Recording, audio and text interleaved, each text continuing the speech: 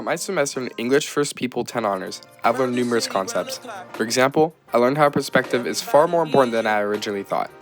Some great examples of this are movies like John Wayne's westerns and children's movies like Pocahontas. These movies contain stereotypical and racist tropes. Even when colonization first started, the fact that we could only see the story from one side made many people at the time believe things that are simply not true. But that's not the primary reason I am here today. More so is a connected point. Today, I like to give my angle on the final question our teacher has provided us. Quote, "What did you learn about identity in EFP 10 Honors?" End quote. What I found quite intriguing was that I felt there was a prominent connection in the majority, if not all, of the indigenous stories we read. For example, in Where We Belong by Madeline Say and The Way of the Sword by Don Drummond, there was a strong connection to how, in their younger years, they struggled to fit in and develop an identity. However, through their physical and mental battles, they eventually overcame their struggles and realized that they should never let others influence them negatively. This emphasizes how it is necessary to have resilience and perseverance, not just to keep yourself happy and stay true to yourself, but if you wish to continue your family's traditions, which leads me on to my next point. If we look at how colonization affected the world, we can see that very shortly after people started to conform to the white people's demands, they became, quote, whitewashed. Stories such as Sing Soul Apart by Chinua Achebe demonstrate this very well.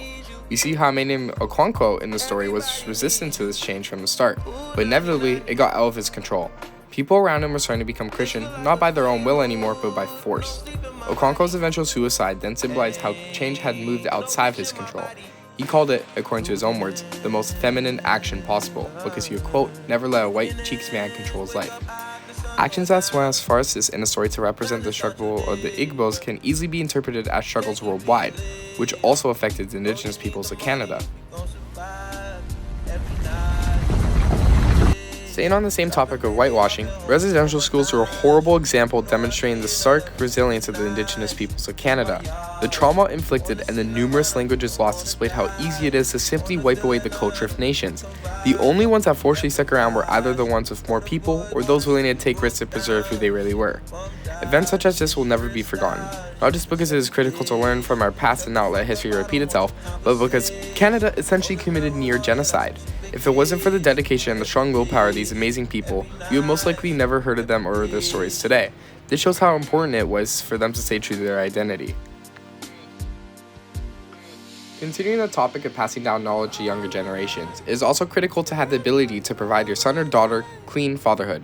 Now, some of you may be wondering, what exactly is, quote, clean fatherhood?